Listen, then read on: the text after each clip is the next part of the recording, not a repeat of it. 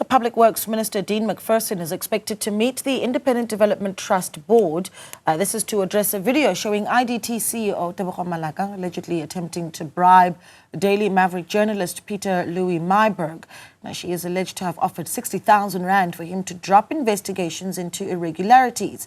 The beleaguered CEO and other officials were suspended with immediate effect on Friday. It follows a forensic investigation into the over 800 million rand oxygen plant tender for hospitals. Right, so for more reaction on this story, we are joined by the South African National Editors Forum's Reggie Mwalusi, as well as the Black Business Council CEO Kanki Matabane. Lots to discuss, of course, on this particular story. And it certainly has gotten the country talking. I think that video that, of course, has been shared by the Daily Maverick, making the rounds, people also listening into that conversation, that interaction, that the visuals of, the CEO and her spokesperson handing over that white envelope. Gentlemen, thank you so much for joining us. I think I'll start with you, Kanki, just as someone in the corporate world, really looking at that video and what it represented to you, your first reactions. Thank you very much for having us, and a good evening to Newzroom Afrika viewers. We, as the Black Business Council, we have long taken a stand, and a principled stand on corruption, and we condemn it by all means. And we're saying wherever there's corruption, no matter who's involved in the corruption, the law must take its course. Because we are trying to rebuild this country after state capture, and we can't go back where we have been. So when we saw the visuals and so on, we are saying to the board, they actually need to go deeper, because maybe what we are seeing is basically just the surface. So it's important that we go deeper, so that we can set an example for other SOCs. And also, as and when we deal with the corruption harshly, we are deterring those who are thinking, wherever they're sitting, when they're thinking of getting involved with corruption. So we're saying the law must take its course, and we need to deal with corruption as harshly as we can. Yeah. I think about the importance of a structure like the IDT, and then when you've got, allegations of an 836 million rand oxygen plant scandal, it's a massive darker blotch on the work that needs to be done and the investment that's necessary for infrastructure in the country. But the video that we saw coming from the Daily Maverick, Reggie, not just a blotch for the IDT, but certainly for how people might very well view journalists. I mean, what you saw in that video and the concerns that it raised for you as SANEF. Thanks, Naledi, and thanks for having us. Good evening to your viewers. Look, it raises serious concerns that someone as senior as a chief executive can fly all the way from Johannesburg with a spokesperson to Cape Town to carry cash to a journalist, and a well-versed, credible and award-winning investigative journalist to go and do what they did. And it's unacceptable. We've watched the video over and over again, and we will continue to reiterate to say well done to Pieter-Louis for doing what he did, because this story was not going to go away. And we expect more on this story, as you may have read the article today saying there's more to come next week on how everything happened. It's a video, it's a story that shows that the media, journalists must in all times be ethical in whatever they do.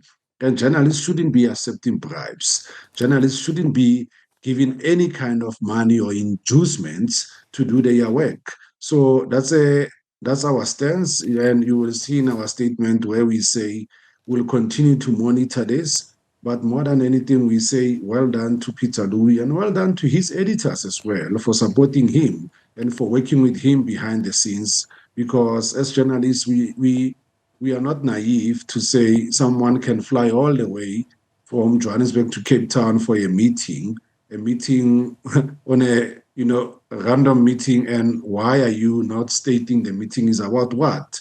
And it's not only about the 60,000, my lady, it's the corruption that further goes in, where Pieter-Louis was even offered more, tenders, and it flies on the face of what we ought to do as a country, to say, because we are bribing a journalist, you can even offer tenders to say, this is what you can do, this is what we can do for you. Journalists are not about that. Journalists have a work to do, and on an important institution as the IDT, journalists must do their work. Hence, we applaud what Pieter-Louis did, and we will support him through this process. Yeah. Kanki, Reggie's talking about just that offer that was made to Pieter-Louis Myburgh to say, well, here are the tender opportunities that you can access. You can give them to the contractors that you wish to give them to.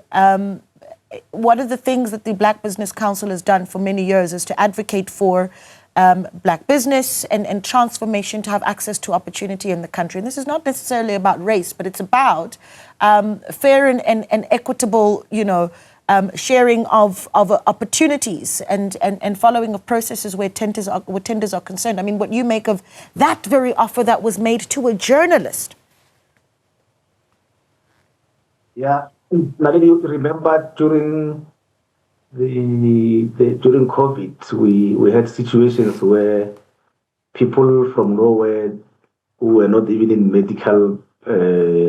medical industry, with companies that are not even registered, they were given opportunities during COVID, and this is like a similar thing where someone holding such a senior position can be going around selling those type of things, selling tenders to people that they don't even know whether they've got a proper company, the company is registered with CIDP, the company is graded, and those are the things that we've been calling against, to say, if there's a construction opportunity, let construction companies do it, not catering companies, not another company that has got no experience. And what has happened basically goes against what we've been talking about as far as corporate governance is concerned, that the procurement regulations are not just there for fun. They have to be followed to the T. So when there's a contract, people who are supposed to deliver that must be qualified, must have the requisite experience, must be able to do the job. And when you look at that, you can see why we've got unfinished and abandoned projects, because it looks like people just get given contracts in restaurants and without the proper and necessary experience, and they go there to the try to, instead of building a school or building a clinic, they go there and they eat the money, and then the project is abandoned. No, there's no service delivery, and corruption basically eats into the resources that are supposed to assist the country with the service delivery. But it also robs proper businesses, people who are creating jobs, people who are trying to grow the economy. They lose all opportunities because opportunities are not necessarily given on a fair basis. And hence we are saying the board should go deeper and try to uncover what actually happened, so that we can resolve this thing once and for all, and make sure that only companies that are supposed to be doing business with the IDT are the ones who are doing business with the IDT, and they qualify.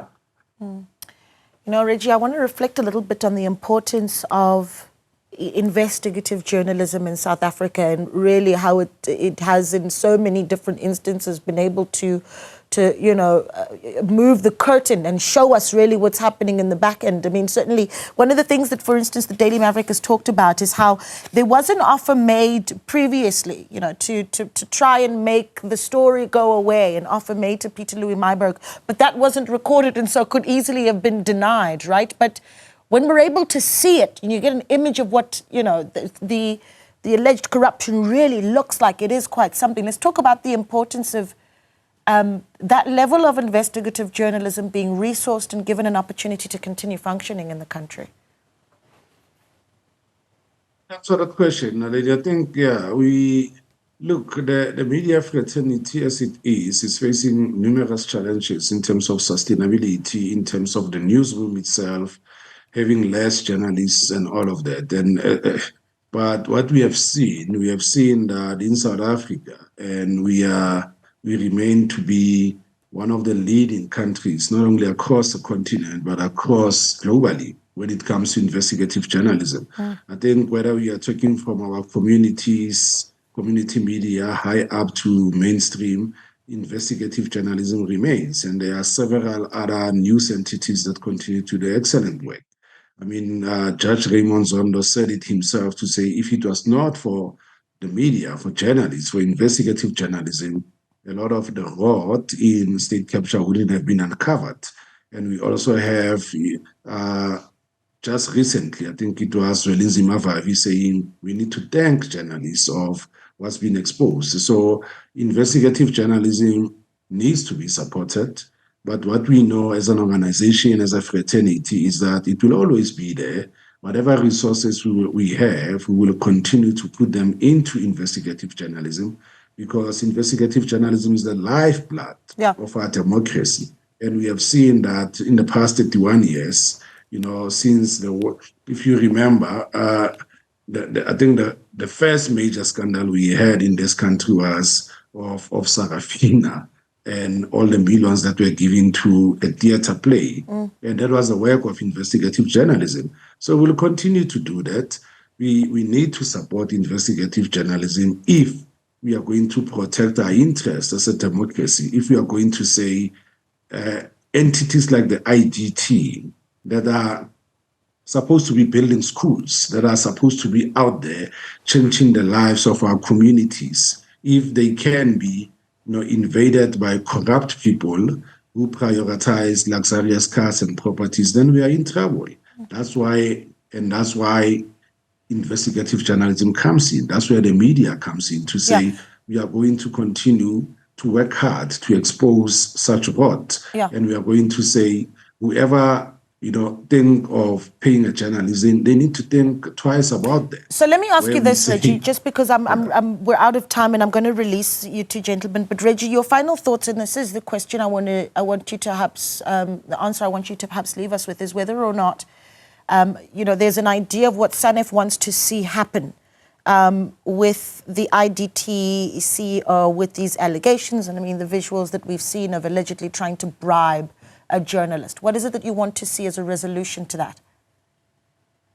Look, we're dealing with a suspended CEO, but for a mere fact that she's suspended, it doesn't mean that her board and the IDT can't do anything. The board needs to act against her. But what we are going to encourage our colleagues at the Daily Maverick to continue doing the work that they do, and our member editors at the Daily Maverick to support the work Pieter-Louis is doing, and to expose more than the IDT and to write more stories. Mr. Matabane, your recommendations, you did talk about wanting to see the IDT board go further and look deeper. You say what we've seen, even this 836 million rand oxygen plant scandal, is, you say, the tip of the iceberg in your view.